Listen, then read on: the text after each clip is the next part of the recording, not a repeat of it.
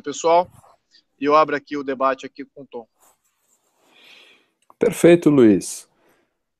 Percebi que você deu um foco assim na parte científica e eu quero escancarar o tema, abrir o tema para uma parte mais filosófica mesmo e entrar no conteúdo, se é justo ou não.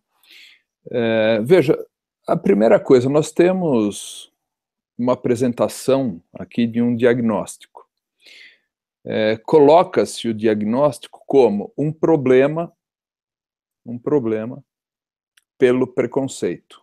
Então, esse é o diagnóstico que fazem. E busca-se uma solução para esse problema. Eu advogo que a cota não é solução para este problema. A solução, tanto piegas, uma coisa, tem até um pouco de receio de passar por romântico, algo do tipo, mas se você quiser combater preconceito, você tem que usar o amor, não é cota, não é ódio, não é mais preconceito, você tem que usar o sentimento fraterno. Então, isso não é nenhuma pieguice de minha parte, ou romantismo de minha parte, é simplesmente o que é. Podemos fazer com os outros o que a gente não quer que faça conosco. A questão é de polaridade. Se nós apresentarmos a questão de cotas em determinado tipo de pele, a questão é, se você trocar o tipo de pele, tá bom para você? Então é uma questão que não tem lógica. Não é só uma questão, Luiz, de prova, né? Você fazer a prova que é daquele. Eu sou contra esse tipo de situação de nenhuma forma. Mesmo se for cota para branco, o fato de, não tem cota para japonês, não tem cota para ninguém. Eu entraria mais na questão do mérito aí, né, do mérito. O mérito é o grande, é a grande avaliação, né, é aí que está o ponto. Agora, isso abre também uma outra questão, que é a perspectiva legal. A perspectiva legal. Vamos pensar um pouquinho, né? Então, tem na lei, né, eu estou lendo aqui uma resolução da ONU, discriminação racial. Expressa a quebra do princípio da igualdade como distinção, exclusão, restrição, baseada na raça, cor, ascendência, origem. Então, a resposta à nossa pergunta, né, do ponto de vista legal, cota racial é racista? A resposta é sim, né, do ponto de vista legal.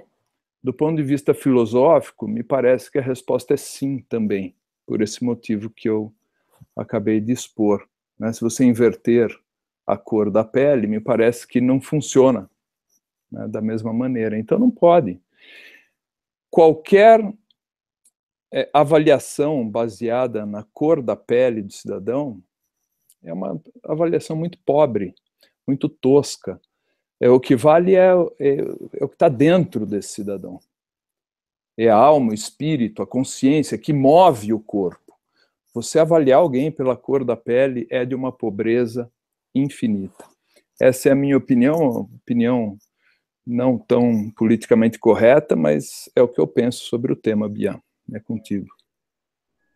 Ok, Luiz. Pegando a linha que você está abordando, na minha primeira fala, eu estava falando e lendo os comentários ao mesmo tempo aqui. Foi uma loucura, mas eu vou tratar dos comentários aqui do pessoal e também da sequência no que você falou. Olha, Luiz, todo ataque ao mérito acaba por fomentar o preconceito. Então, a história da educação continuada, a história das cotas, todo critério de seleção que não insira nesse critério o mérito, e dentro do mérito a justiça meritória, né, ele vai acabar em aumento do problema, aumentar preconceito, né? Porque eu fico imaginando lá na ponta, alguém vai buscar um médico, né, um médico. Você prefere um médico que entrou pelo sistema de cota, teve educação continuada, né? O que é educação continuada? Ele não reprova, pode escrever o que quiser, escrever uma receita de bolo na prova, ele passa de ano no final. E você prefere esse médico? Né? Teve até no Brasil um caso bastante simbólico, né? Aquela importação de médicos cubanos, que depois a gente desconfia que não sejam nem médicos, né? Sequer médicos são. E alguém quer um médico cubano? Tratar um problema grave de saúde? Né? A gente fica desconfiado, prefere um outro médico.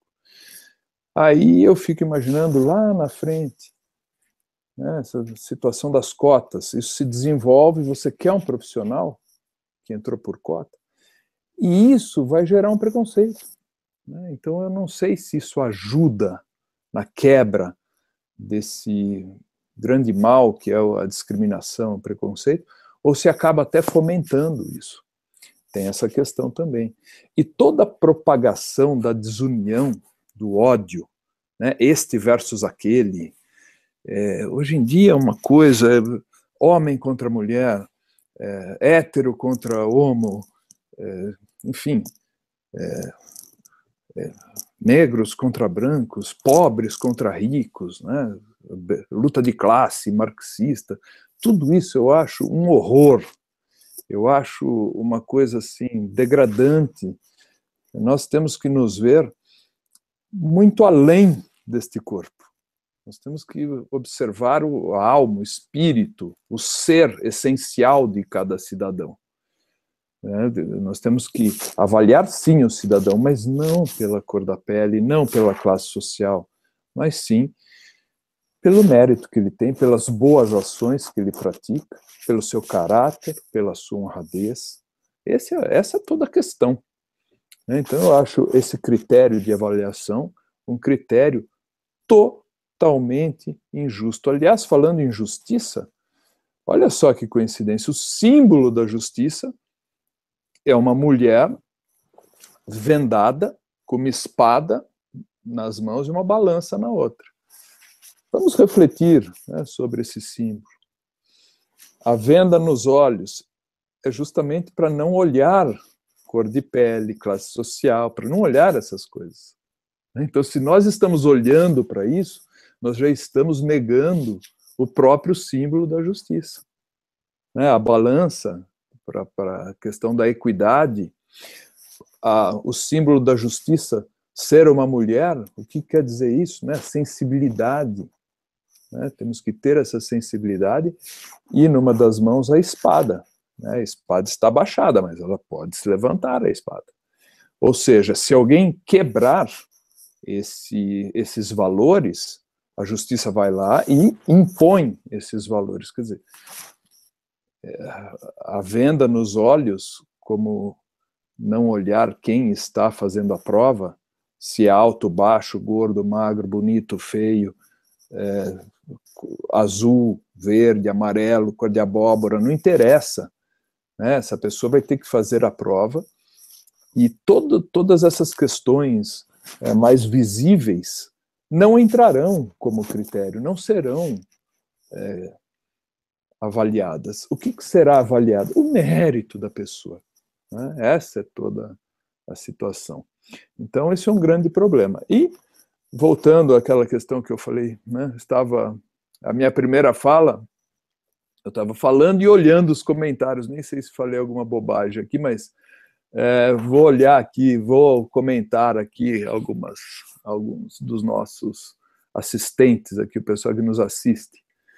O Lucas, Lucas Alves, ele fala assim, ora, cotas raciais são racistas? É o mesmo que perguntar se a grama é verde. Pois é, Lucas, mas a Chesterton disse uma vez que chegará o dia que teremos que provar que a grama é verde. Pois é, meu caro, o dia chegou. Nós temos que falar disso. Eu sei que é óbvio, mas está sendo implementado uma coisa totalmente contrária a esta obviedade que você está comentando aqui. Então, eu entendo o seu ponto de vista, que é um ponto de vista até crítico a nós, né, a mim, a Bia, o Luiz, por comentarmos algo tão óbvio. Pois é, né, veja a que ponto chegamos. Né? O Mateus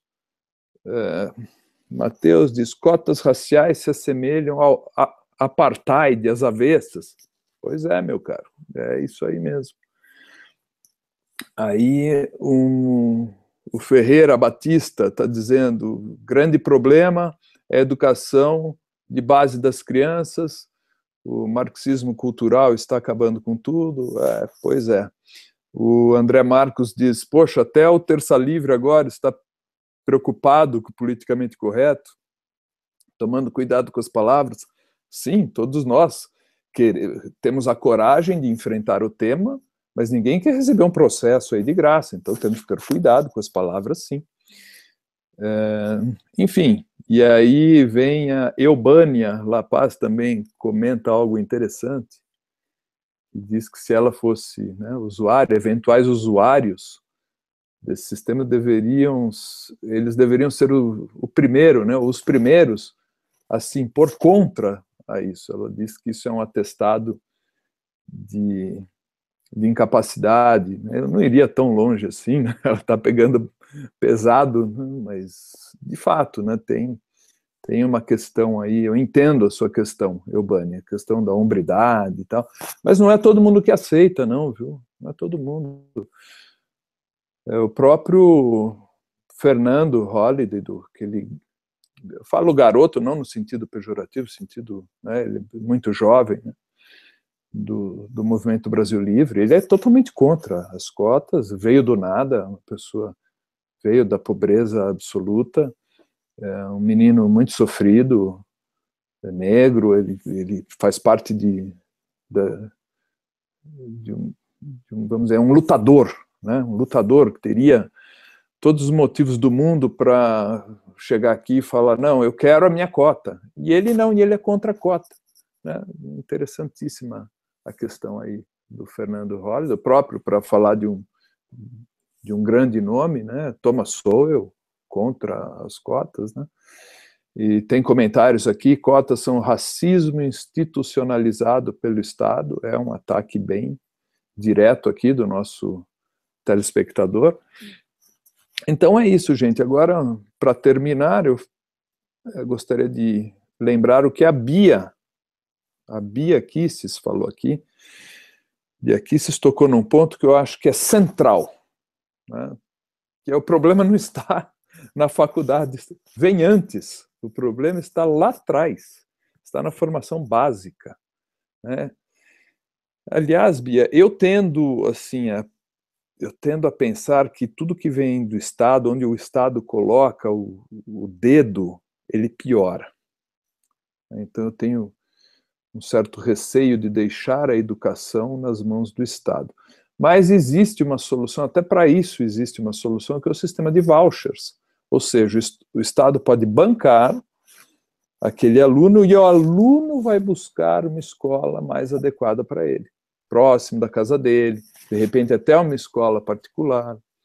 Então, o sistema de vouchers eu acho interessantíssimo, principalmente antes da faculdade, porque quando o cidadão chega na faculdade e ele não sabe nada, não é a cota que vai salvar a pele dele. Não adianta a educação continuada, ele chega sem saber nada, e vai em frente, sai sem saber nada, isso só piora a situação dele. Então, eu acho que deveria ter uma ajuda para o pessoal que precisa dessa forcinha na educação antes da universidade. Não é na universidade, é lá na formação, na educação de base. E mesmo assim, não sei se eu daria para o Estado, não, administrar isso, porque o Estado é um péssimo administrador. Algo tão importante assim deveria ser administrado pela iniciativa privada, e aqueles que não tiverem condições, o Estado pode dar uma força, eu acho que pode sim, através do sistema de vouchers. Então, é aí a minha opinião, né? Se é para destinar milhões do erário público para a educação, que seja na formação básica. Eu esqueceria, num primeiro momento, da faculdade, e eu primeiro investiria na base. e depois a faculdade virá como consequência. É uma opinião também. Você, Luiz. Bom, o seguinte, o cidadão perguntou, né, a nossa opinião da dívida histórica, a Bia falou muito bem, Luiz.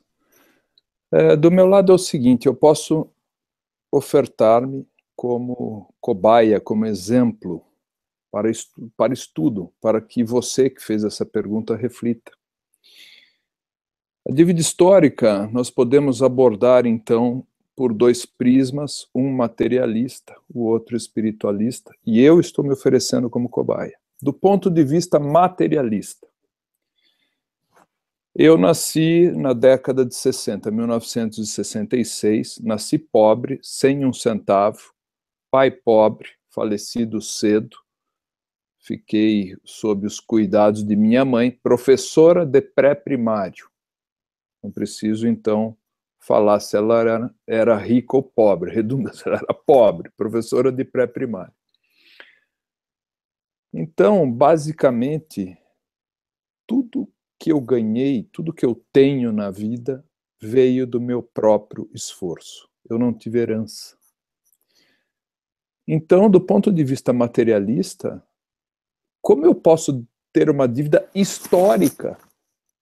Né? Se você for materialista, o assunto está encerrado. Eu não devo nada para ninguém. Eu nasci e não devo nada para ninguém porque não fiz empréstimo em banco, nasci sem um centavo, tenho o que tenha por mérito. Fim. Do ponto de vista espiritualista, temos duas vertentes. Se você admitir que reencarnação não existe, esta alma aqui, do ponto de vista espiritualista, você acredita na alma, no espírito, enfim. Esta alma veio ao mundo em 1966. Já não tinha, não existe, então, débito anterior, porque não nasci. Na época, não sou culpado de nada.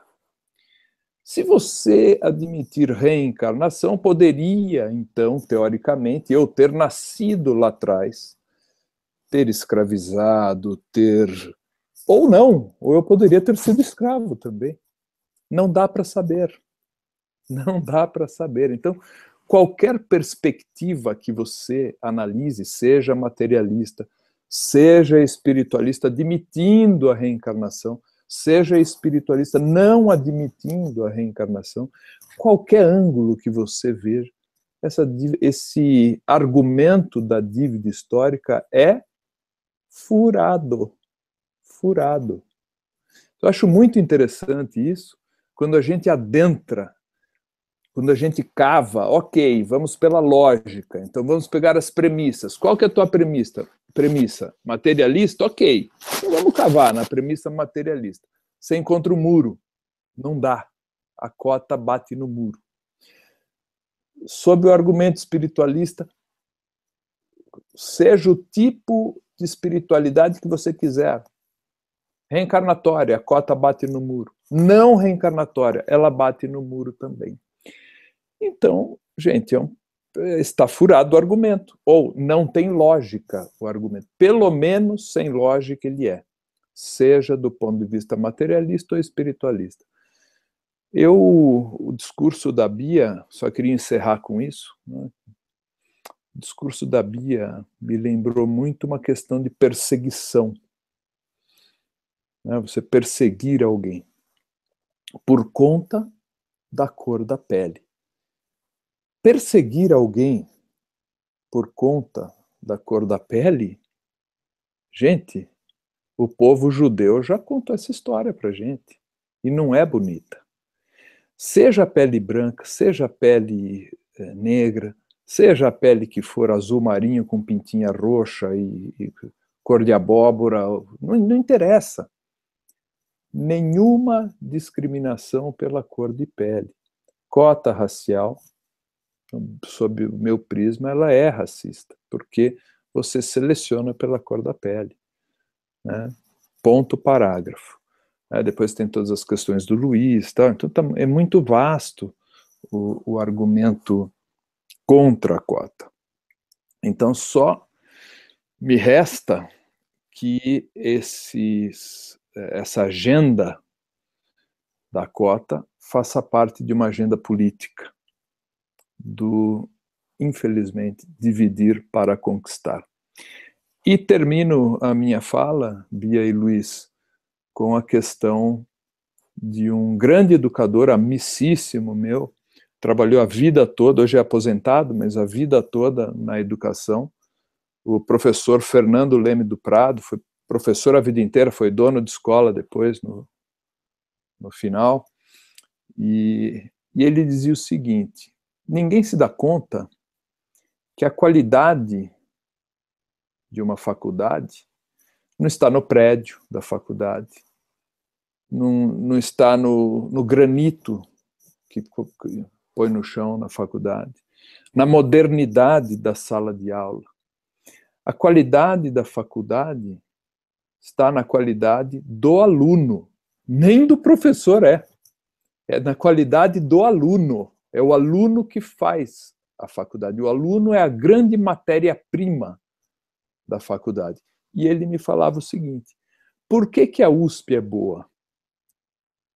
Porque tem um processo seletivo que faz um filtro e leva para essa universidade os melhores alunos. A USP é boa apesar dos professores que tem nela, não por causa dos professores. Posso estar machucando os grandes egos aí de doutores, mas a USP é boa porque tem alunos que passam por um processo seletivo rigoroso. Se você afrouxar o processo seletivo, você terá uma grande surpresa na USP. Ficará um lixo e muito em breve. Então, o pessoal da USP nem sabe a besteira que está fazendo, sob a minha perspectiva. É isso aí, gente. Obrigado, Luiz. Obrigado, Bia. Era isso aí. Bom, pessoal, é o seguinte, eu serei breve. Iniciei me colocando aqui como cobaia de vocês, dando meu exemplo pessoal, e termino ofertando aqui a minha história. Eu tenho 51 anos, reparei que a modernidade trouxe a cultura do mimimi. Isso tem um livro do filósofo contemporâneo Luiz Felipe Pondé, A Era do Ressentimento. Então é muito mimimi, é muita fragilidade. Então eu quero dar um conselho deste que vos fala para os de pele branca, amarela, vermelha, negra, cor-de-rosa, abóbora, azul e roxa. Todas essas peles aí. Quer se dar bem? Trabalhe e estude muitíssimo. Este é o meu conselho para você. Foi isso que eu fiz. Comigo deu certo. Hoje, no alto dos meus 51 anos, eu estou felicíssimo, estou de bem com a vida. E, gente, eu nasci sem nada. Sem nada. Num buraco interior do estado de São Paulo, aqui em Jundiaí. Hoje é uma cidade pujante, boa, mas na época era um pedaço de nada. Família humilde, e eu estou aqui. Entendeu? Trabalhe e estude muitíssimo. Esqueça o resto. Esse é o caminho de sucesso para você. Esqueça todas as besteiras que falarem para você. Ah, você é vítima da sociedade, coitadinho. Nossa, minha infância pobre e tal. Gente, o meu sonho de consumo na infância era ter um quichute. Lembra do quichute? Aquele tênis horrível, né, feito de borracha de reuso, né, que galvanizava no pé. Você vestia uma vez, levava um ano para tirar do pé, que ele galvanizava, uma coisa horrorosa. Era o meu sonho de consumo na adolescência. Gente, nós temos que parar com essa cultura do mimimi, com essa frescurite aguda. Trabalhem e estudem muitíssimo. dá certo. É fácil? Não, não é fácil. Eu fiz minha faculdade, eu ia para a faculdade, eu trabalhava, fazia o período da tarde, da meio-dia às 6 da tarde. Então, eu almoçava às 11 horas e ia correndo. Eu tinha uma motinho toda estourada e ia com a minha motinha para o trabalho. Aí entrava meio-dia, saía às 6 da tarde. 6 da tarde eu ia correndo para a faculdade, porque a primeira aula era 7, às vezes 7h30. Chegava na faculdade e iniciava a aula, não dava tempo de jantar, de passar em casa para jantar. E chegava 9h30 da noite, eu tinha almoçado 11 horas. Todo mundo descia para a cantina da faculdade. Isso eu conto, não é mimimi, não. Eu conto que não tem nada, não. Mas eu descia lá e todo mundo pedia um misto quente na cantina e uma Coca-Cola. Era o clássico. E quando perguntava para mim, você, Tom, o que você vai querer? Eu falava, hoje eu não quero nada. Hoje eu não quero nada. Entendeu? Então, mas eu conto isso não para ficar, ai, coitadinho, não, eu não tinha dinheiro, não comia. Depois chegava em casa, ia lá para minha casa, lembro até hoje a marca da ervilha, porque tinha uma lata de ervilha Jurema, a gente fazia lá antes de dormir. Então, gente, dificuldades todo mundo tem. Todo mundo tem, não tem essa conversinha. Ai, coitadinho. Não, esquece o coitadinho. Trabalhe e estude muitíssimo, que você vence. Tá? Todo mundo tem dificuldade, isso não é exclusividade do Tom. Tenho absoluta convicção que o Luiz Felipe teve as dificuldades dele, tem as dificuldades dele até hoje. A Bia teve as dificuldades dela, tem até hoje, tem que segurar a onda aqui, é família de um lado, alguém fica doente, todo mundo tem as dificuldades. A gente tem que parar de...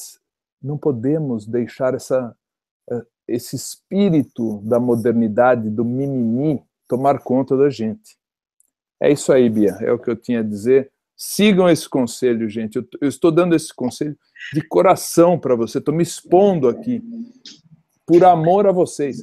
Trabalhem e estudem muitíssimo, que vocês se darão bem. É isso aí.